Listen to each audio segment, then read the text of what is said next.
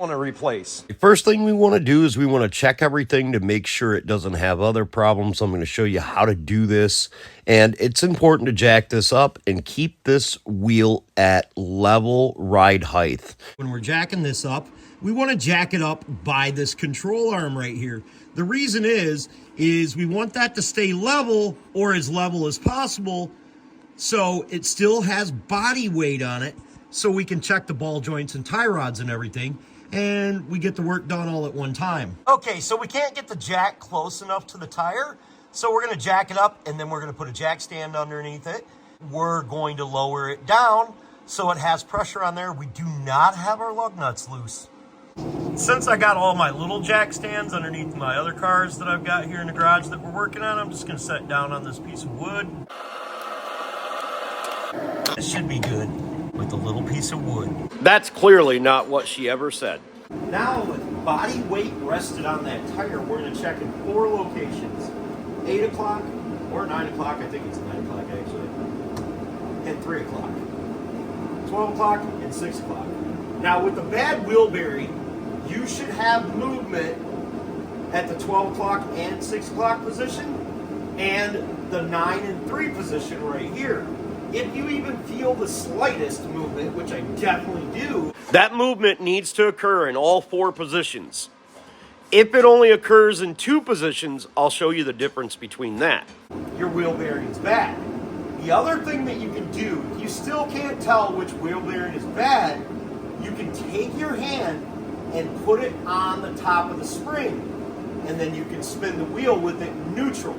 We clearly already know that this wheel bearing's bad, but that energy will transfer into your fingertips right here through the spring because there's no rubber isolation between the wheel bearing and the strut. If you dig what I'm doing down here, please consider all of the things you already know that you need to do. Comment down below, hit the thumbs up, send me a super thanks. And remember, no matter what it is you think you can or cannot do, if anyone else can do it, you can do it too. Don't be the next to them, be the absolute first of you.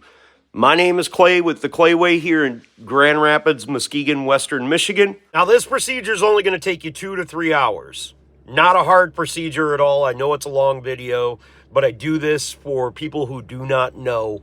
My videos are not only about how to do things, but why you're doing them in the first place. This video took me like 3 days between editing and filming.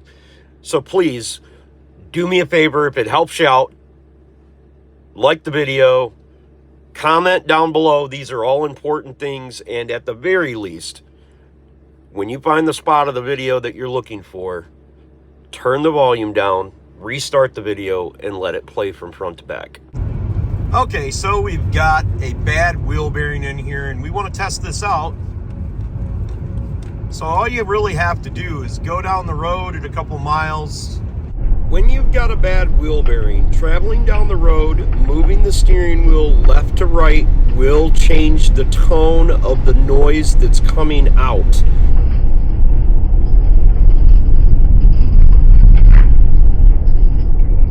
And you'll hear that thing change pitch as you turn your wheel. Usually it's fairly simple to determine which wheel bearing it is, but in this situation, in case y'all can't hear, I'm going to show you how to check it physically so you know before you do all this work. While you're moving that wheel back and forth, it's allowing that wheel to do this. That's why the pitch of the noise changes. Okay, so tonight on the show, we're going to change a hub spindle assembly. Now, me personally, I'm taking my whole hub spindle assembly and I'm just replacing the bearing. But to be honest with you, for the $50 it cost me at my local parts store to change the bearing, I'd have been better off actually buying a whole hub assembly. Do not be trapped into buying 2 hub assemblies when you only actually need 1. I'm going to put links down in the description below for all the different types of service materials that I use during this video to Amazon, so you folks can get them too, and I can make a couple of pennies off of them. This is a nut and bolt video on removal and replacement of the entire spindle hub assembly. The reason I'm doing the individual wheel bearing cartridge is because it's much more affordable than the whole assembly. And just change that out, and this video is going to show you how to do this without breaking a bunch of other stuff. If you feel the slightest of movement between the 9 and the 3 o'clock position here on the wheel, that means you have an inner tie rod that's bad or an outer tie rod that's bad. You'll need an assistant to move the wheel a little bit back and forth as you look down there to see. If you have a tiny amount of movement between the 12 o'clock position and the 6 o'clock position only, that means that you either have a bad upper control arm, which they do have vehicles that have them. This is a strut only, so that would indicate that your ball joint is bad. That's why we lower the vehicle down with body pressure on it, so we can check for them two components being bad as well. It does not matter what type of car you own. These are the procedures that you use on any automobile to check for front end component failure. If you don't have aftermarket wheels like mine, you're going to have 18 or 19 millimeter lug nuts that you're going to need to remove. Now I'm going to turn the wheel all the way to the right so I can get to the caliper bolts easier. Okay, through the course of this video, I am going to show you some sensational tricks that will help you out anytime you're ever doing anything on automobiles. So right here is our brake pad. Now a lot of people, they like to take these calipers off. They like to compress them with C-clamps and everything else. But I'm here to tell you, none of that is necessary, and it's super simple to do. You take the screwdriver, you stick it in between the brake pad and the rotor, and you just give her a couple of whacks. You don't have to force it, you don't have to hit it real hard. Yes, you are going to damage the surface of the brake, but you're going to be able to collapse your caliper completely. Yes, this could damage the surface of the brake pad, but if you're taking off your brake pads, more than likely it's because you're going to need to do them anyways. So it doesn't really matter, and even if it did and you put the brake pads back on, it's just a little tiny portion of it, so you still got about 97 to 98% of the brake pad undamaged, and it's going to wear down over time, so it's not going to really matter anyways. You're not going to hurt anything. You're definitely not going to hurt the rotor with a freaking screwdriver. In this situation, it's not necessary because we're not replacing the brakes, but we do have to remove all of these things off of here. Now, don't go looking at this and thinking it's super daunting. I'm going to show you every step of doing this, but I'm also going to show you that if anyone else can do it, you can do it too. Yeah, you'll need some tools like this. We're using a 14 millimeter. Had it right the first time, and we're going to remove these bolts out of the caliper pins. Now these are called brake caliper pins, and a lot of people like to reef these down like super tight. I mean, so tight that they'll strip them out. On a lot of different makes and models, they'll have much smaller bolts. Not that these are that big. These are 8 millimeter bolts. But a lot of times they're going to have 6 millimeter bolts in there. And that's because they only need like maybe 12 to 15 foot-pounds of torque. I don't know what it is. We're going to look it up when we're done. I just tighten them up and I don't over-tighten them. So with that brake compressed completely, we're able to actually just lift this thing out of here. That's going to be another scenario that you're going to run into, is a lot of people are going to tell you that you should hang your brakes. I'm just kidding. I love doing that. Don't confuse the brake caliper pins with the brake caliper bolts. The brake caliper bolts have to be extremely tight. I believe like 151 foot-pounds. They are what holds the brake on to the hub. We also want to make sure that these pins move in and out. If they don't, like this one right here, we can try to move it, but we're going to have to clean it up. It does not move in and out, and that's going to cause premature wear on your rotor and your brake pads. We don't want that. The other thing that you should know, if you ever wanted to check the depth of your brake pads, if your reservoir inside your brake fluid hasn't been manipulated, meaning somebody didn't add brake fluid to it, it's designed to wear down with your brake pads. But there's also a way without your brake pads, without taking off your wheel and looking at your brake pads. All you have to do is reach your hand behind your wheel, and if the pin is an accordion like that, that means your brake pads are wore down extremely far and they need to be replaced. If they're up there like that, which is about the way these were, you don't have any issues. You don't have anything to worry about. They're good. But when the accordion is stretched, yeah, they're just about toast. Okay, so now we need to take off this brake caliper mount right here, and we're going to do that with the 17 millimeter.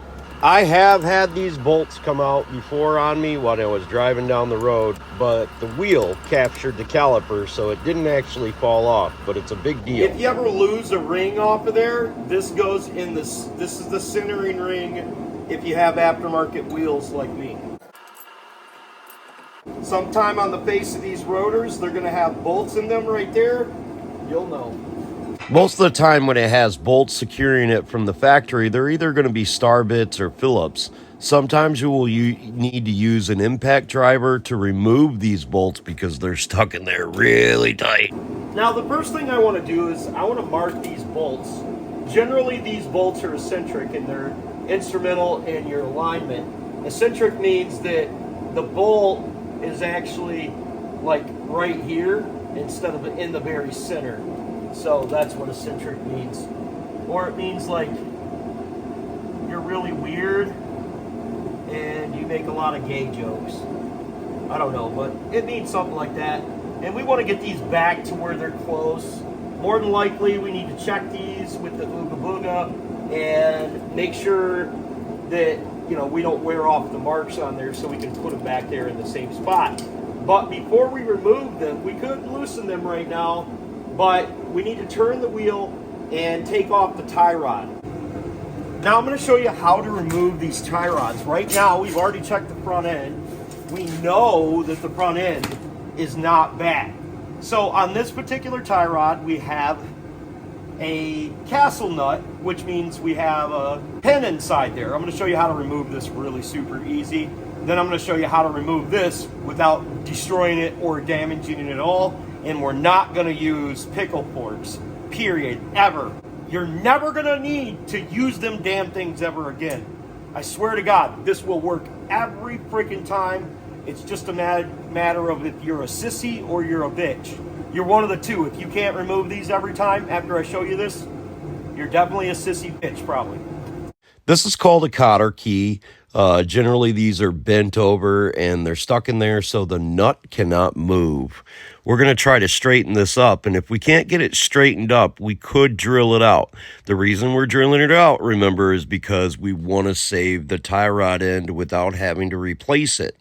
Okay, obviously we want to clear this out and make it as straight and flat as possible. Sweet part of this is a lot of times these are going to get stuck in there, but if you take a long pair of wire cutters and grab the little nub that's sticking off the other side, you should be able to pull it out by leveraging the wire cutters on the elbow of the tie rod. If you've got it straight, you can tap it, but what I like to do is I like to grab the head of it and then rest, and I don't know how, well, rest my wire cutters up underneath there and push up against this ledge right here and pry them out like that. If you ever got a pickle of a situation where it's buried in there, what you do is you grab a hold of it with the wire cutters just a little bit back from the nut and then hit the wire cutters right here with a hammer. Try not to cut it off. The reason that we're doing this is because unless this tie rod is like super wobbly and this one's not, we don't want to ruin this because there's another 30 bucks or how much ever they charge for these things now. So I'm making sure that I get the cotter key out of there. And if I can't get the cotter key out of there, I'll drill it out of there before I'll ruin this. Because if you can just put your socket on here if you're replacing it and just ooga booga the thing off. But we're not replacing it. We're removing it without damaging it.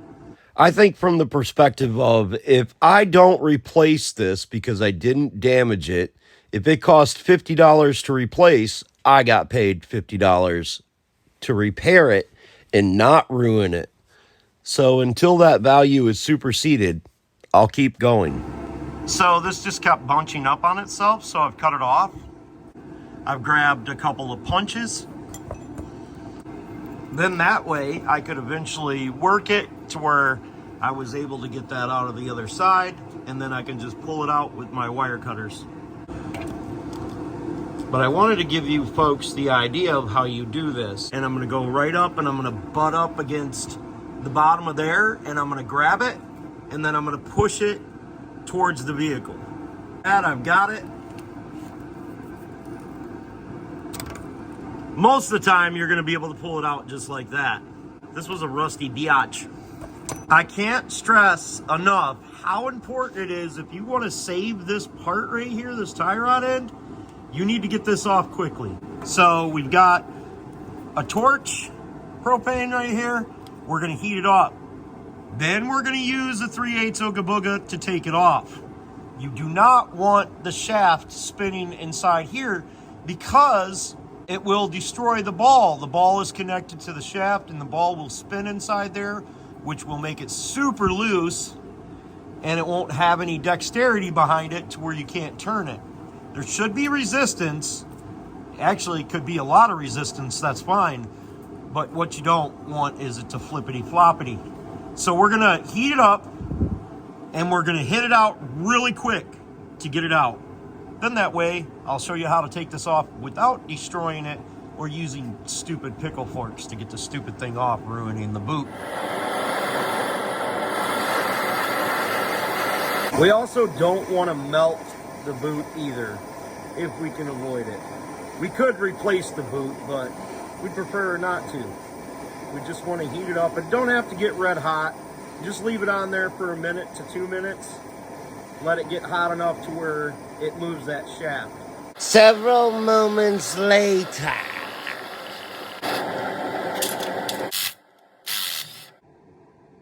Bada boom, bada bing. Now, we're gonna hit it here. We're not gonna hit it here. And we're gonna hit it like men, not little sissy girls. I crack myself up, then I proceed to hit it like a little sissy bitch. Yeah, this is not the way to hit it. Now, what I personally like to do is I like to take my hand and put it up underneath there, but I'm gonna need to get a bigger hammer. This should be big enough. I'm gonna apply pressure pulling up on it as I hit it. When you hit it there on the fitting itself, it heats it up, which expands it. And it only has to expand a tiny, tiny amount. This allows you to be able to pull it out. And as long as you're holding pressure up on it as you hit it, it will come out. And it'll pop right out of there. Now it's not ruined. Now we need to start disconnecting the electrical connectors here. The very last thing we have to do are these nuts and the ball joint down there. Now, I recommend leaving this connected to the spindle itself. We'll get it out once we get the spindle off, and the reason for that is because this sensor, there's a tip that goes down inside here and it likes to break off. This isn't the case with this particular Toyota. Most automobiles are like that. That's why I left this part inside here. So we're gonna follow it up and remove it from wherever it connects up at.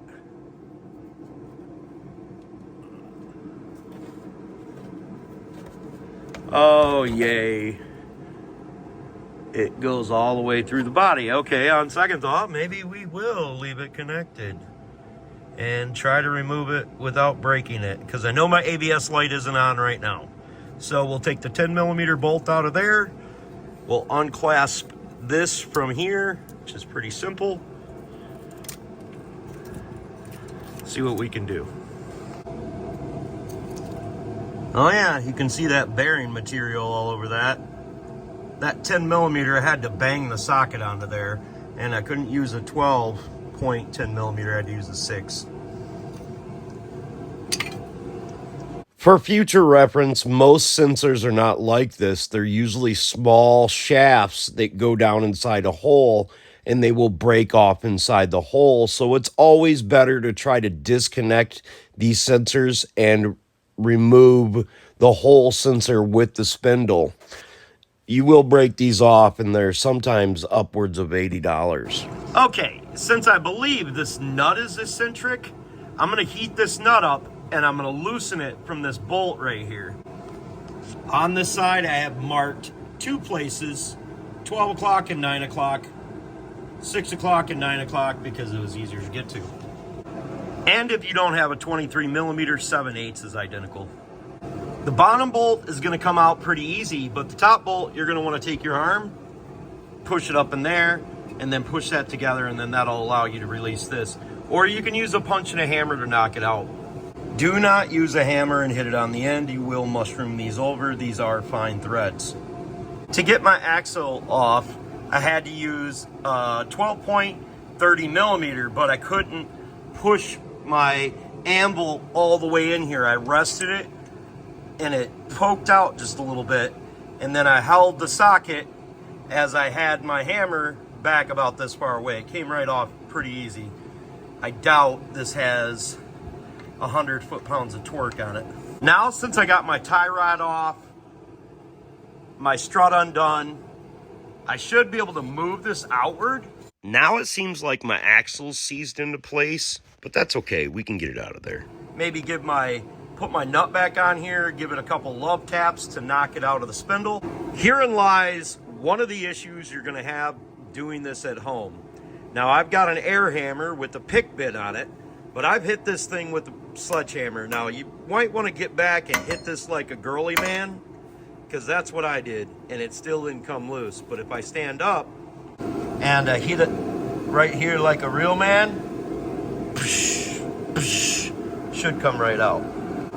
Now, I don't think you're going to have to go to the parts store and get a new nut for this, but if you do, that's going to be why. It should ooga booga right back on there and make threads right on this thing. So I'm not too terribly worried about that, but now that I'm not using a hammer, and I'm using an air hammer, and I can just poke right here in the center of this, I should be good to go. If it don't come out, well, this is why you take it to the shop and you pay them $300 or $400 to do it. Okay, I was touching a little bit of cloth, getting that loose, but put some penetrant up in there, waited a couple minutes, got my air compressor aired up really well, and then I put body weight behind the air hammer, and that sucker went right through. Made sense because the wheel bearing was heating up as it was bad, which would seize it to the half shaft, but not a big deal now. Not even worried about that. We can pull this back, pull that out, and then get to our ball joint. Now, looking down at this ball joint, it's pretty rusty. We could use the same procedure and knock it out of here, but there's only 3 nuts holding it on down here, so I think we're gonna remove them instead. 3 more nuts to go and we're good. Now, I'm gonna tell you, you should find a short 17 millimeter. Do not use a wobble, but I'm gonna use this long one because I got a badass Milwaukee here. The reason anytime you're working on something you use short sockets is because the further distance you are from something, the more torque it takes to remove it. Keep that in mind anytime you're taking off something that's super tight. I guess I didn't make video, but now that thing's free and you can just pull it off. 2 nuts, 1 bolt. Now you're good to go. Now, I changed my wheel bearing. I actually drove out my wheel bearing and pressed in a new wheel bearing. You could take this component to a shop. They would be able to do it for you. They'd probably charge you like half an hour, so maybe like $30 to $50 to do that. It was quite complicated to actually do it. I have the correct tools to do it, but I didn't make video of driving it out and pushing it in because the tools that I have are like $1,000 to be able to do that on the bench like I'm going to do it here. So I'm going to start with the reinstallation of this, and we're going to get on moving. When I was trying to loosen this pin up, I was trying to do it from your perspective at home, so I didn't end up using my torches. I used my propane torch.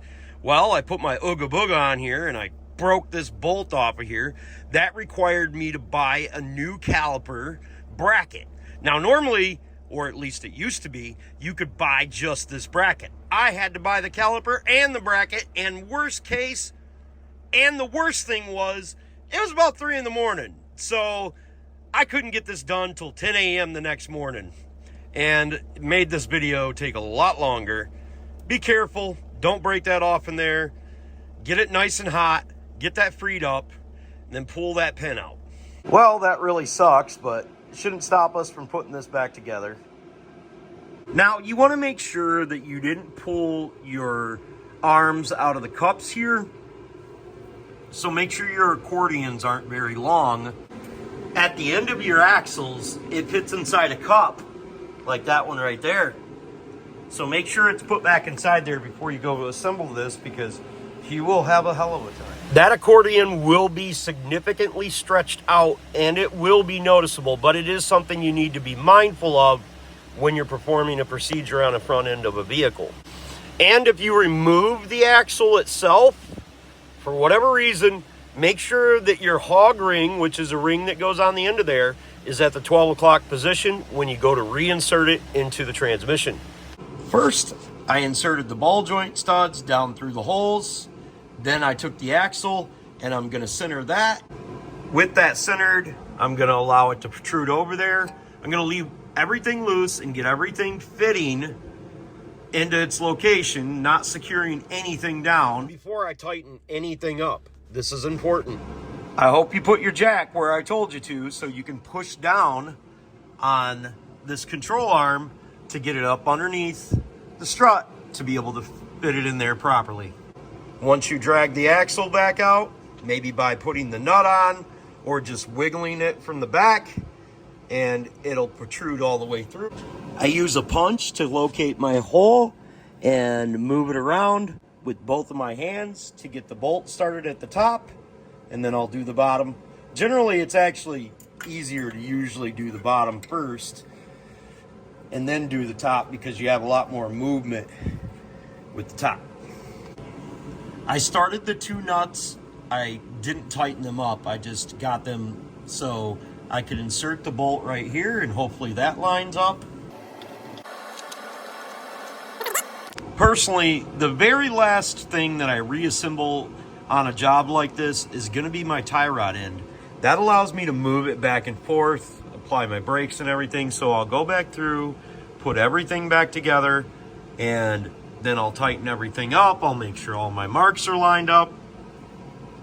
I don't think any of this is going to be too hard. The only thing I can say to you is when you put your tie rod in, take a hammer and tap it down so the pipe fitting gets stuck, and use an Ooga Booga on full speed to secure this down. Do not sit there and spin it, or you'll defeat the purpose of everything that we did to get it out correctly. These lower nuts and bolt right here are 66 foot-pounds. Axle nut torque spec is 214 foot-pounds. These nut and bolt torque specs are 104 foot-pounds. The tie rod torque specs is 77 foot-pounds. The larger bolts that go to the bracket, not the ones that go to the caliper, are 79 foot-pounds. But I can tell you right now, you can tighten these son of a bitches up as tight as you can get them. Use a little bit of blue Loctite on them, or even red. You don't want these ones coming out, and I've seen that quite a few times. The caliper bolts, the ones that I broke, are 25 foot-pounds. You don't need to super torque these things down. They're just a pin that moves in and out. So snug them up, and you're good to go. I gotta say, for a long video, that thing turned out great. I hope you enjoyed the informative information that I put in here and taught you some things about automobiles that you may or may not have known. If you've got a question for me, you can reach out to me on Clay's AC and Auto Repair over the Facebook Messenger. If you want to find out about My Car Guy Gas and More, that's nationwide, where I help you and you help me too. Look down in the description below. If I helped to keep your whip on the road, please consider super thanking or donating to my PayPal, Venmo, whatever stuff. I want to help folks, but these videos really don't pay anything. I figure it'll be about 3 years before I make $100 off this video. Maybe longer. Who knows? Remember, don't be the next to them. Be the absolute first of you. And if anyone else can do it, you can certainly do it too. God bless, folks. Have the greatest of days.